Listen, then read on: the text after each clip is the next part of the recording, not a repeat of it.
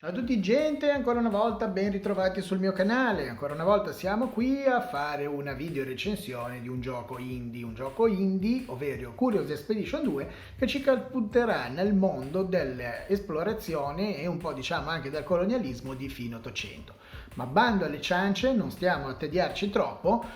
passiamo subito alla video recensione di Curious Expedition 2. L'unica cosa che vi dico di fare prima della video recensione è quella di iscrivervi al canale se non l'avete già fatto, mettere la campanella e seguirmi. A voi la video recensione. Curious Expedition 2 è un gioco che ci catapulta direttamente nelle esplorazioni nei territori sconosciuti e misteriosi di fine 800. L'atmosfera è quella da romanzo di Jules Verne oppure da Alan Quaterman e le miniere di Re Salomone. Comunque il target lo avete capito più o meno ed è a mio avviso estremamente figo perché all'epoca gli uomini erano tutti di un pezzo e lo stampo con cui li hanno fatti è stato purtroppo buttato via. Cosa dovremo fare in Curious Expedition? In Curious Expedition noi saremo chiamati a gestire, finanziare e organizzare al meglio delle spedizioni, appunto, come dice il nome, su delle misteriose isole che vanno apparendo e scomparendo un po' a cazzo di cane. Dunque, queste isole ovviamente conterranno una marea di tesori e di cose misteriose, di oggetti e di situazioni peculiari, tali che noi, da bravi colonialisti europei appunto di fine XIX secolo, saremo chiamati a investigare e a espandere l'influenza coloniale, l'influenza diciamo conoscitiva del mondo occidentale. La realizzazione tecnica, come potete vedere, è molto semplice ma molto pulita. La grafica è molto bella, i disegni sono evocativi, a me personalmente ricordano moltissimo i fumetti di Tintin di Hergé, se non sbaglio, se non dico una cretinata.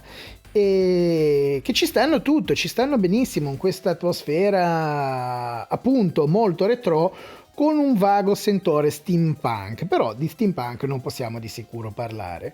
Parliamo di un gioco gestionale, perché appunto, come vi ho detto, vi dovremo gestire e organizzare al meglio la nostra spedizione e con tantissimi richiami al mondo dei board game. Tanto è vero che sarà divisi in turni, dove noi appunto dovremo spostarci con un consumo di tempo, di giorni e di risorse e un consumo di sanità che è diciamo l'unità di misura che dovremo tenere sempre sott'occhio per i nostri spostamenti e le nostre azioni, che andrà progressivamente a diminuire tutte le volte che verremo in contatto, tanto che faremo un'azione, che verremo in contatto anche con quello che succede su queste isole, che sono generate proceduralmente. Quindi nonostante la missione sia comunque sempre quella scriptata, cerca questa determinata rovina, cerca questo determinato manufatto, cartografa la determinata area, però la mappa stessa e quindi tutto quello che contiene nemici, amici, situazioni particolari sarà generata proceduralmente. Quindi questa è una cosa bella per la longevità del gioco, perché quasi mai avrete due missioni uguali o comunque simili. Dicevo appunto, il bello è che questo gioco verrà affrontato come un board game, tant'è vero che ci saranno questi turni dove noi potremo muoveremo consumando questa sanità che andrà a decrementare anche in base a quello che succederà, perché la storia poi di base, la storia del filo conduttore di tutto il gioco ha un forte sentore weird, perché verremo a contatto con creature e piante, animali e cose strane, molto molto ispirata alla fantascienza e al genere fantastico, appunto, che poteva essere in quegli anni nella letteratura fantastica e un po' fantascientifica di fine 800 inizio 900, prima metà del 900 diciamo, ma avrà anche un vago, neanche troppo in certi casi, sentore lovecraftiano, quindi ci avremo a contatto con civiltà perdute, di esseri preumani, culti strani e cose del genere, divinità esterne e roba che tu luftagna, comunque ci siamo capiti. E questo è sicuramente un bene e una gran figata per questo gioco.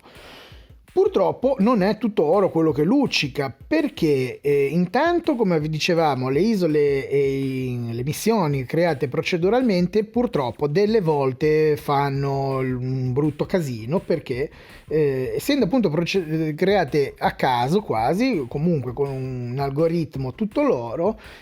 soprattutto nelle prime fasi del gioco è facile che ci verremo a trovare in delle situazioni difficilmente risolvibili nella maniera ottimale, o se non addirittura impossibili da risolvere proprio, e quindi questo aumenta la frustrazione. A questo ci aggiungiamo appunto, come dicevo, una impostazione molto da board game, la risoluzione dei conflitti, degli scontri e degli enigmi basata su del tiro dei dadi virtuali, che è veramente basata tutta sulla fortuna. Sì, ci sono modificatori, dei bonus, dei malus a seconda del personaggio che scegliamo, perché avremo anche qui una rosa di personaggi da scegliere, 2 all'inizio, il Big Game Hunter, il cacciatore di caccia grossa, e l'antropologo, proprio diciamo come base di personaggi da scegliere all'inizio, ma poi potremo sbloccare con l'andare della storia, con il compiersi delle missioni, altre classi, altre varianti di esploratori da utilizzare con le loro belle caratteristiche peculiari, che come tutti danno dei bonus, dei malus, cambiano leggermente lo stile di gioco in generale,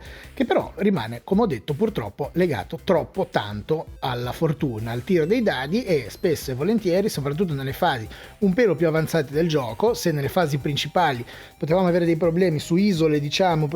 generate proceduralmente troppo difficili per il nostro livello, più avanti nel gioco certe situazioni, certi momenti in cui ci troveremo a dover tirare i dadi, nonostante diciamo la nostra esperienza, il nostro avanzato livello, verranno meramente finite veramente in merda, diciamo, se mi scusate il francesismo, solo esclusivamente per la sfortuna, proprio perché è legate basicamente a il tiro dei dadi, e questo non mi è piaciuto tanto, perché alza tanto la frustrazione e la voglia di droppare il gioco, un gioco che di per sé sarebbe estremamente divertente, estremamente interessante e affascinante per l'ambientazione e perché no, per la profondità, perché poi si sviluppa in una storia interessante che ti prende, che ti fa voler andare avanti. Però certi scogli sono veramente difficilmente superabili, soprattutto se non siete proprio amanti del genere. Stiamo sempre parlando di un gioco indie, quindi non una produzione della Madonna, e quindi con le sue limitazioni, che possono essere da una parte stilisticamente anche accettabili e anche opinabili, perché veramente il tutto è disegnato come un fumetto quasi, e questo a me personalmente piace molto, però potrebbe far storcere il naso a qualche d'un altro. E la rifinitura della curva di apprendimento e la rifinitura proprio del gameplay stesso non è ottimale, quindi potrebbe invogliare qualcheduno, forse molto più di uno, a droppare il gioco, e la cosa che è un vero peccato perché, come ripeto, è un gioco, un titolo estremamente valido, però purtroppo sono scogli grossi e scogli che vanno presi in considerazione se si vuole ponderare l'acquisto di Curious Expedition 2. Ecco qua, questa era Curious Expedition 2, un gioco molto valido secondo me, purtroppo tediato da qualche troppo difetto sul bilanciamento, soprattutto sul bilanciamento e sul gameplay. Questo era quanto, fatemi sapere quello che ne pensate nei commenti o sui vari social. Ancora una volta io vi saluto, vi ringrazio di avermi prestato attenzione e come sempre keep on gaming!